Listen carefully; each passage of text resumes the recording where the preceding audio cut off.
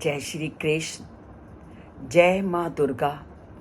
और आज माँ दुर्गा का 5वां नवरात्र है और माँ दुर्गा की नवरात्रों में प्रतिदिन उनके अलग अलग रूपों की पूजा अर्चना की जाती है, क्योंकि जब मनुष्य धरती पर आता है तो उसे बहुत सारी चीज़ों को जीवन चलाने के लिए ज़रूरत पड़ती है।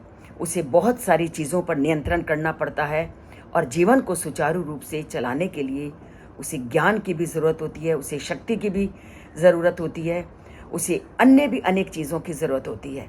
तो ये जो 9 दिन हैं वो माता की विधिवत पूजा अर्चना करके व्यक्ति उन सभी शक्तियों की प्राप्ति के लिए उन माँ के विभिन्न रूपों की पूजा करता है। तो आज माँ दुर्गा के जिस रूप की पूजा अर्चना और आराधना की जाती है उसका नाम है स्कंद माता। तो 5वां नवरात्र माँ स्कंद गुप्त की पूजा अर्चना और आराधना के लिए किया जाता है और इसका मूल उद्देश्य होता है कि व्यक्ति को ज्ञान की प्राप्ति हो और व्यक्ति को शक्ति की प्राप्ति हो।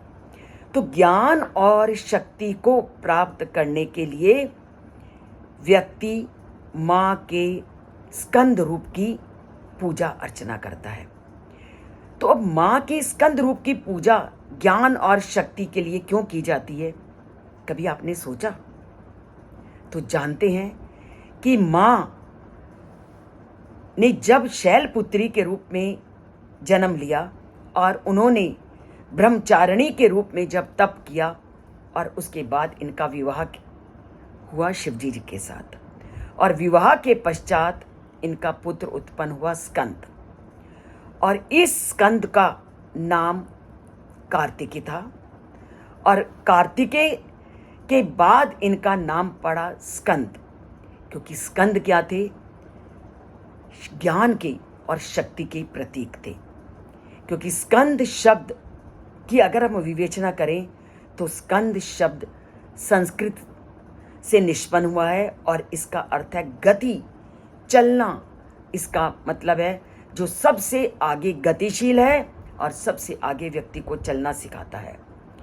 और सबसे आगे गतिशील कौन रहता है और सबसे ज़्यादा तेज कौन चलता है? जिसके अंदर ज्ञान होगा, शक्ति होगी। तो स्कंद क्या है? ज्ञान और शक्ति के प्रतीक हैं। तो हर व्यक्ति जब संसार में आता है तो इन 2 चीज़ों को हमेशा परमपिता परमात्मा से और माँ दुर्गा से ये मांगता है कि मेरा ज्ञान भी बढ़ता रहे और मेरी शक्ति में भी निरंतर वृद्धि होती रहे। तो अपने ज्ञान की वृद्धि के लिए और अपनी शक्ति की वृद्धि के लिए लोग माँ दुर्गा की इस स्कंद रूप की पूजा करते हैं ताकि उन्हें ज्ञान की प्राप्ति हो और उन्हें शक्ति की प्राप्ति हो। अब स्कंद को ज्ञान का और शक्ति का प्रतीक माना जाता है और गतिशीलता का प्रतीक माना जाता है। और इनके बारे में अनेक पौराणिक कथाएं हमारे सामने हैं और स्कंद को एक वीर योद्धा के रूप में इन सब कथाओं में वर्णन किया जाता है कि एक बार देवताओं में और दानवों के बीच बहुत युद्ध हुआ, और जब बहुत युद्ध हुआ तो बहुत बार देवताओं को पराजय का मुंह देखना पड़ा। जब पराजय का मुंह देखना पड़ा तो देवताओं ने स्कंद को अपना प्रमुख सेनापति चुना और स्कंद ने दानवों का नाश करने के लिए और देवताओं की रक्षा करने के लिए उस युद्ध में महत्वपूर्ण भूमिका निभाई और उस युद्ध में उन्होंने प्रमुख सेनापति के रूप में काम किया। और उस सेना में सेनापति के रूप में जब उन्होंने काम किया और उनके प्रमुख सेनापति बने तो उन्होंने राक्षसों का विनाश कर देवताओं की रक्षा की। और जब उन्होंने देवताओं की रक्षा की उस दिन से उनको स्कंद के रूप से जाना जाने लगा और उनकी माँ को स्कंद माता के रूप में जाना गया। और इन्हीं स्कंद का एक अन्य नाम मुरुगन भी है। और अगर आप कभी दक्षिण भारत में गए हो तो दक्षिण भारत में कार्तिकेय अर्थात स्कंदगुप्त की जो पूजा अर्चना की जाती है वो मुरुगन के नाम से की जाती है और उनको प्रमुख देवता माना जाता है, उन्हें शक्ति का देवता माना जाता है, उन्हें ज्ञान का देवता माना जाता है। तो पूरे दक्षिण भारत में स्कंदगुप्त को प्रमुख देवता के रूप में उनकी पूजा अर्चना की जाती है और इनका वाहन मोर माना गया है और इनके हाथों में हमेशा शक्ति का भाला विद्यमान रहता है। तो मुरुगन, कार्तिकेय और स्कंदगुप्त ये तीनों ही पर्यायवाची शब्द हैं और इन तीनों ही शब्द युद्ध और विजय के देवता हैं। और स्कंदगुप्त अगर हम इसका पूरा अर्थ करें तो गुप्त का अर्थ है छिपा हुआ, अर्थात जिनके अंदर एक अलौकिक शक्ति छिपी हुई है वो स्कंद है। तो स्कंद की माता कौन है? माँ दुर्गा। और माँ दुर्गा का जो 5वां नवरात्रा है वो स्कंद माता के रूप में पूजा जाता है, जो कि शक्ति, सुरक्षा और विजय का सूचक है, विजय के बारे में बताते हैं। तो स्कंदगुप्त क्या है? क्योंकि इन्होंने तारकासुर का वध किया और देवताओं की सहायता की और धरती पर राक्षसों का विनाश किया, तो इनकी शक्ति अतुलनीय है। और जब कोई शक्तिशाली काम करता है तो उसका श्रेय माता पिता को जाता ही है।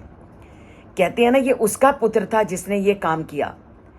तो स्कंदगुप्त ने जब देवताओं की रक्षा की, युद्ध में राक्षसों का नाश किया, पूरी धरती को शांतिमय वातावरण प्रदान किया और देवताओं के सहायक बने, तो उनका श्रेय उनकी माँ को जाता ही है कि अगर बच्चा अच्छा काम करे तब भी उनका श्रेय माँ बाप को जाता है और बुरा करे तब भी जाता है। ये आज की दुनिया में हम सब जानते हैं। तो स्कंदगुप्त ने देवताओं के रक्षक बने, तो इसलिए उनकी माँ की भी पूजा अर्चना की जाती है कि तुमने ऐसे लाल को जन्म दिया जिसने धरती पर अशांत वातावरण को शांतिमय बना दिया, जिन्होंने बुरे वातावरण से देवताओं की रक्षा की। तो जो माता का पुत्र देवताओं की रक्षा करता है वही माँ का पुत्र इस धरती पर रहने वाले सभी जीवों की रक्षा करे, सभी लोगों के जीवन को सुरक्षित करे। तो हे माँ, तुम्हारे से हम यही प्रार्थना करते हैं कि जब भी हमारे जीवन में कोई भी दानव या कोई भी राक्षसी परिस्थिति हमारे सामने आए, कोई भी परिस्थिति आए, आप हमारी ऐसे ही रक्षा करना जैसे आपने देवताओं की रक्षा की। तो माँ स्कंद माता का ये जो रूप है, ये धरती पर जब बुराई होती है तब धरती पर कोई ना कोई ऐसा जन्म लेता है जो धरती को सुरक्षा प्रदान करता है, व्यक्ति के जीवन को सुरक्षित रखता है। तो हे माँ स्कंद माता, सभी के जीवन को इस धरती पर अपनी सुरक्षा का कवच पहनाना, सबके जीवन को सुरक्षित रखना, किसी के जीवन में ये जो आतंकवादी परिस्थितियां हैं वो उसके जीवन को नष्ट न कर पाएं, यही आस्था रखते हुए आज के दिन हम माँ स्कंद के रूप की उपासना करते हैं, ताकि हर व्यक्ति का जीवन सुख सुविधाओं से संपन्न रहे और किसी के जीवन में दुख ना आए।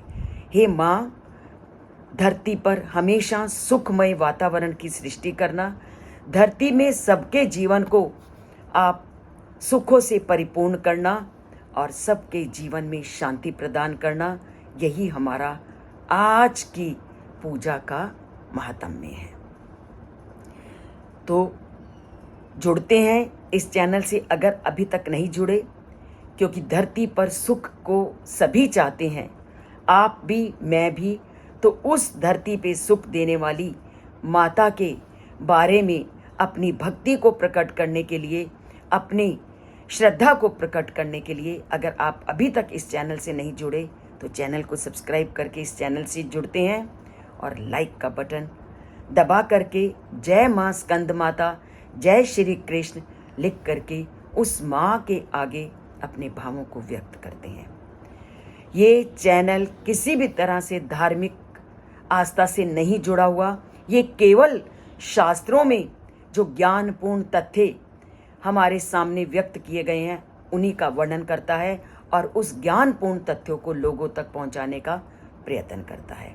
तो जुड़ते हैं इस ज्ञानमय चैनल के साथ, इसके साथ सब्सक्राइब का बटन दबा करके और चैनल के नीचे कमेंट बॉक्स में अंगूठा दबा करके या जय माँ दुर्गा, जय माँ स्कंद माता या जय श्री कृष्ण लिख करके अपने भावों को उस परमपिता और उस देवी के सामने रखते हैं।